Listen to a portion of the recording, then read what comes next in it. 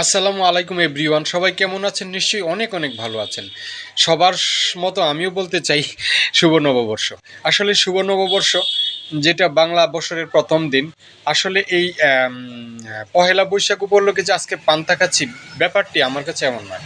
আমার কাছে ব্যাপারটি হলো, মাঝে মধ্যে গরমের দিনে আমি কিন্তু পান্তা খাই। আর কাকতলীয়ভাবে আজকে আপনাদের ভাবি রান্না করে ফেলেছে, ইলিশ মাছ ভাজা করেছে, বেগুন ভর্তা, আলুর ভর্তা, শুকনো মরিচ ভর্তা, আরও অনেক কিছু আইটেম করেছে। বাট আসলে আমি মাঝে মধ্যে খাই এটা। তো আমাদের যে কালচারটা হয়ে গেছে, আমাদের যে নববর্ষটা আসলেই খেতে হবে, আসলে ব্যাপারটি না। আল্লাহর দিন কিন্তু প্রত্যেকটি দিন সমান এবং সৌন্দর্য। প্রত্যেকটা দিন সকালে এসে আপনি নামাজ পড়ি আল্লাহর কাছে সহি সালামতে একটা সৌন্দর্য দিনের এবং সুন্দর একটা রুটি রোজের জন্য আল্লাহর কাছে দোয়া করি।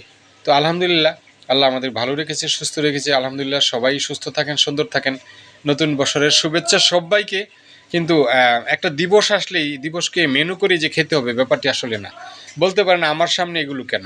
ওই যে বললাম, কাকতলীয়ভাবে হয়ে গেছে আজকে। আপনার ভাবিও মাঝে মধ্যে পান্তা করে। আমি কালকে রাতে বলেছি পান্তা করে রাখবো। আসলে নববর্ষ উপলক্ষে না ব্যাপারটা। ইলিশ মাছ আগেরই ছিল ফ্রিজে, তো অনেক কিছুই ছিল। যাই হোক বন্ধুরা, কথাগুলো বললাম, কথাগুলো আপনাদের নিশ্চয়ই কেমন লাগছে জানি না। সাথেই থাকবেন। সবাইকে আবারও নতুন বছরের শুভেচ্ছা। আসসালামু আলাইকুম।